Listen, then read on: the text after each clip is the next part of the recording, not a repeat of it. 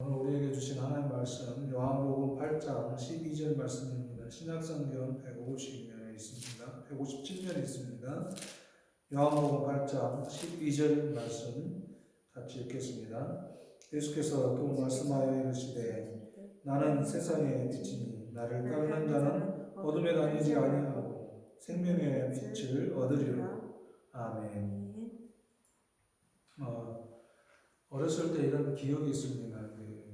아직 전기가 들어오기 전에 그 어두운 밤길을 갈 때 호롱 등을 이렇게 들고 갈 수 있었던 그런 때가 있었습니다.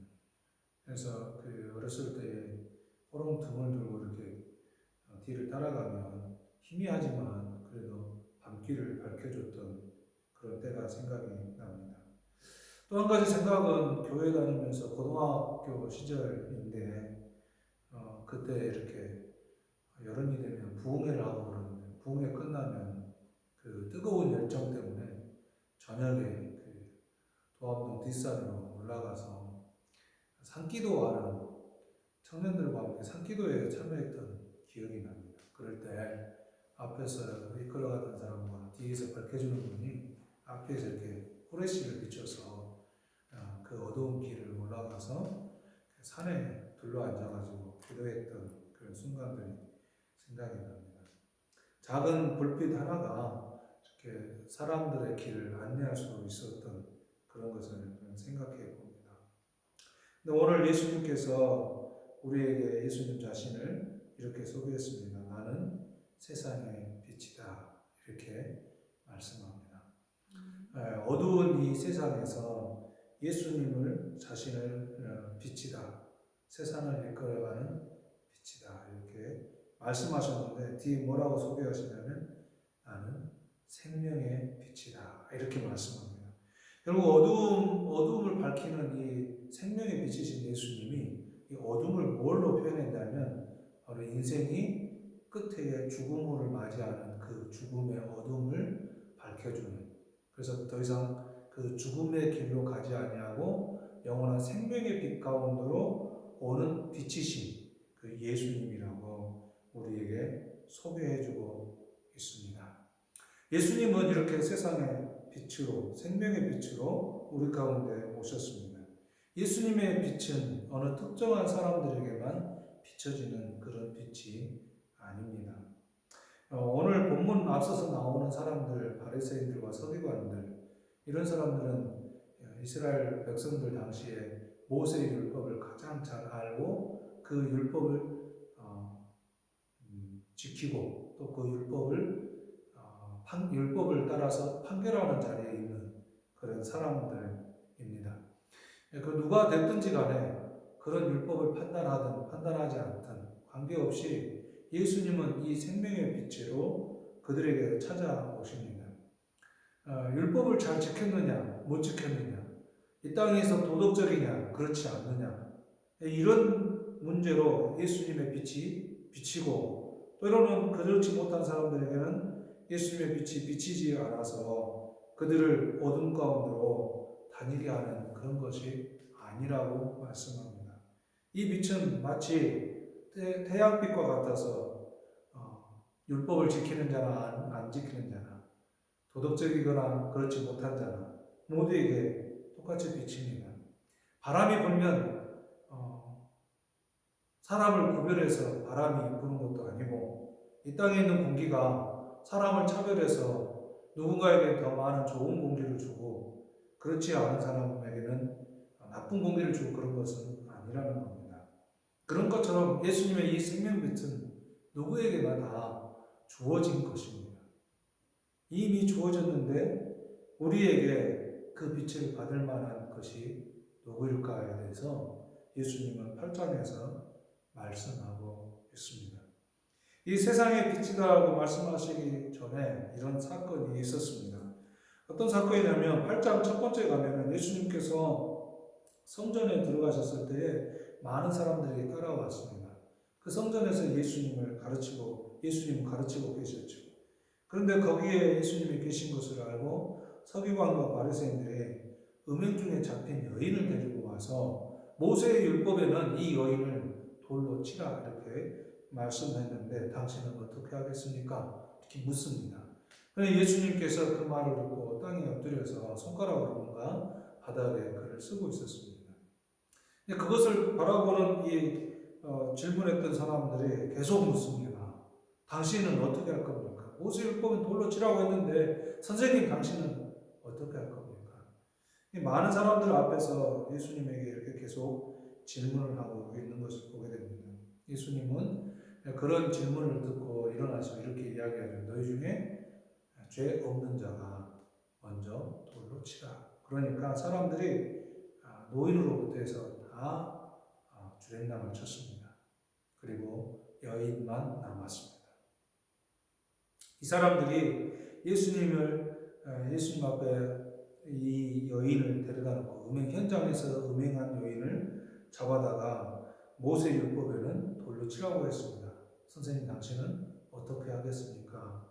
라고 묻는 거에는 이들이 율법을 잘 아는 사람들로서 이 율법을 편법하게, 불법하게 이용하고 있는 것을 보게 됩니다.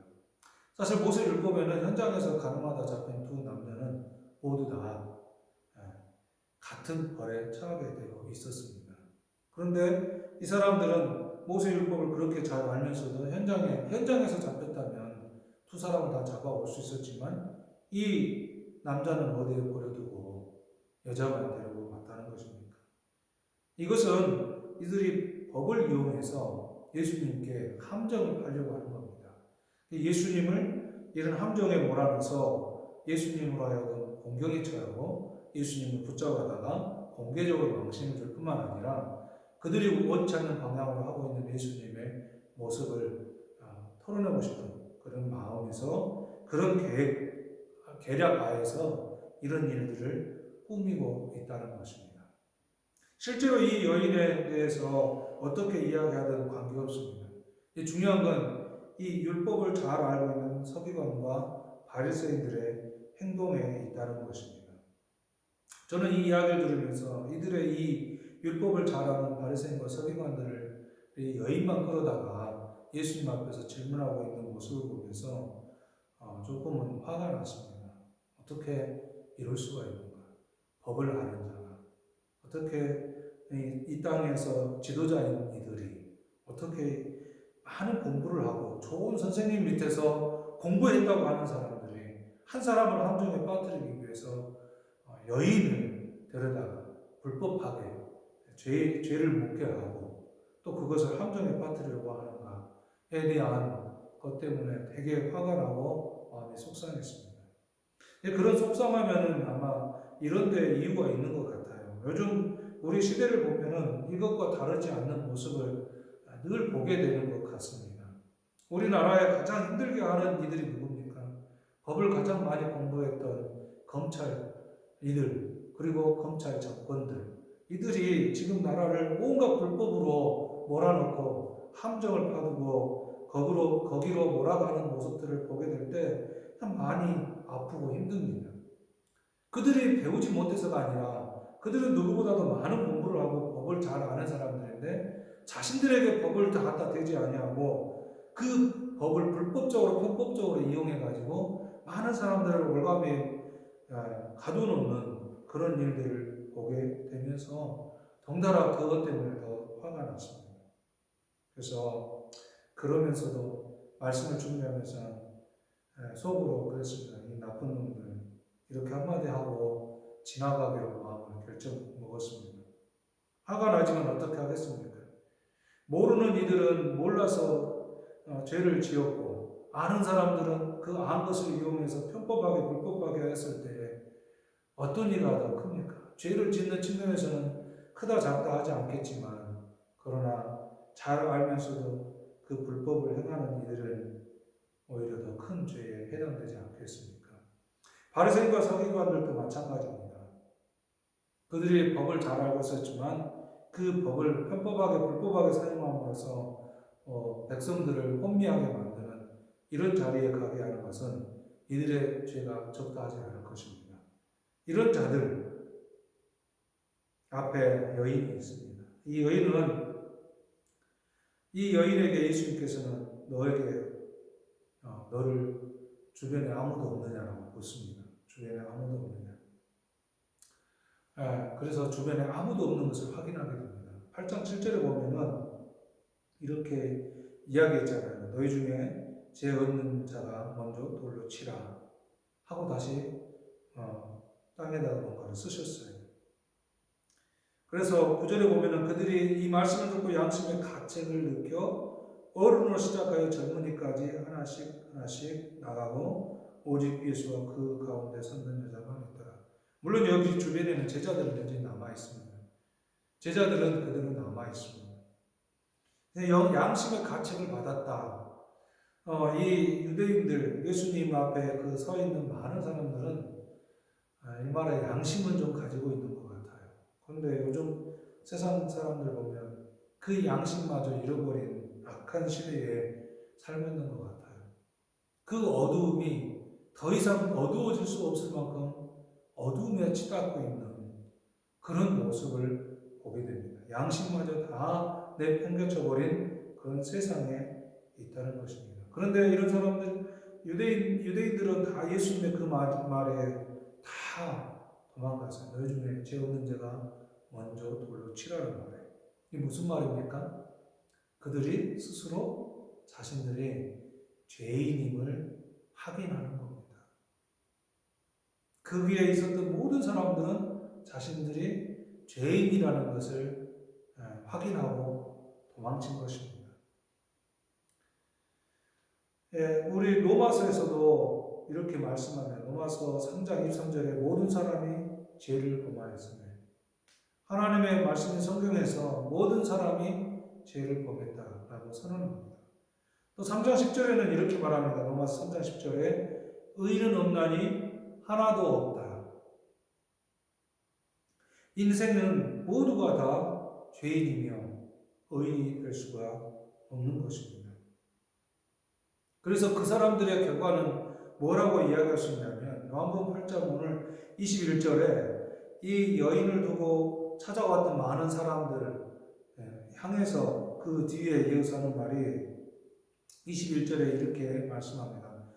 다시 이르시되 내가 가리니 너희가 나를 찾다가 너희 죄 가운데서 죽겠고 내가 가는 곳에서 너희가 오지 못하리라. 너희 죄 가운데 너희는 죽을 것이다. 그래 말 선언하고 있어요. 인생에 결과적으로 인생이 계속 그 길로 가면 그 자신의 죄 때문에 죽음을 맞이하게 되고 그 죽음으로 끝을 내게 된다고 설명하고 있는 것입니다. 죄인이 찾는 것은 결국 죽음에 도달하는 결과만 있을 뿐이라고 말씀하는 것이죠. 구원은 우리가 이 생명으로 찾아가는 것이 아닙니다. 구원은 우리가 찾아가는 것이 아니라 하나님께서 보내신 예수 그리스도께서 우리 가운데 찾아오시는 것입니다. 그래서 그분을 생명의 빛이다 이렇게 말씀하고 있는 것이죠. 로마서 8장 24절을 좀 더 읽어보면 내가 너희에게 말하기를 너희가 너희 죄 가운데서 죽으리라 하였노라. 너희가 만일 내가 그인 줄로 믿지 아니하면 너희 죄 가운데서 죽으리라. 세상에 생명의 빛으로 오신 예수님을 믿지 아니하면 죽으리라 이렇게 선언하고 있습니다. 만일 너희가 그 구원의 주님이라고 믿지 못한다면 너희는 죄 가운데서 죽을 것이다. 다시 확인해주고 있는 말씀입니다. 인생의 끝이 아무 소망이 없는 죽음으로 끝을 내시겠습니까? 우리는 이제 모두가 죄인인 것이 확인되어 누구도 정죄할 수 없는 인간 그리고 그 죄로부터 자유로울 수 없는 인간임을 확인되었습니다. 양심의 가책 외에는 어찌하지 못하는 인간들은 이제 어떻게 해야 할까요? 요한복음 8장 28절 뒤쪽으로 넘어가면 이렇게 말씀합니다.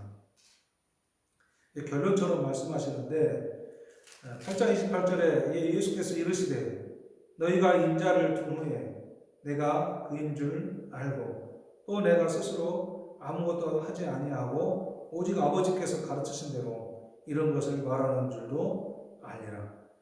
여기 말씀에 너희가 인자를 둔 후에 죄인들이 예수님을 어디다가 들어놓습니까? 십자가 위에다가 달아놓습니다. 이 말씀이에요. 너희들 죄 때문에 그 죄의 그 본성을 따라서 사는 그것 때문에 결국 예수님을 십자가에 달아 올린다는 것을 이야기합니다.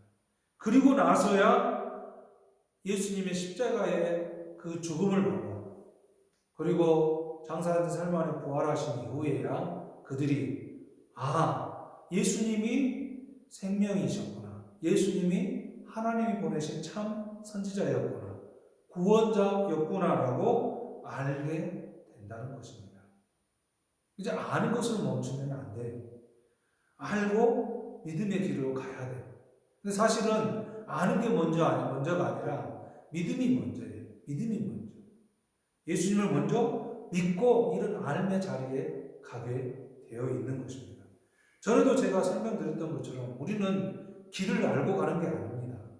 처음 가는 길은 누군가가 알려준 것을 믿고 가고 또 우리가 요즘은 내비게이션이 있어서 내비게이션이 안내해주는 대로 믿고 가는 거예요. 그리고 두 번째 갈 때는 이제 알고 가는 거죠. 믿음이 우선입니다. 예수님을 믿으시기 바랍니다.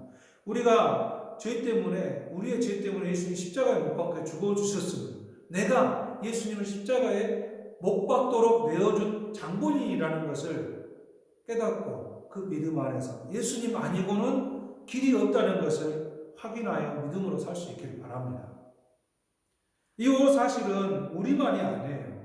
예수님의 곁에서 따라다니는 예수님의 제자들도 예수님이 십자가에 못 박혀 죽으시고 부활하신 이후에 성령이 그들의 심령 안에 감동하시고 깨닫게 하셨을 때야 비로소 그들이 예수님이 십자가에 못 박혀 죽으신 것이 자신들을 위한 구원의 길, 생명의 길이라는 것을 깨닫게 됩니다. 요한복음 2장 22절에 초반에 그 결론과 같이 말씀하십니다. 죽은 자 가운데서 살아나신 후에야 제자들이 이 말씀하신 것을 기억하고 성경과 예수께서 하신 말씀을 믿었더라.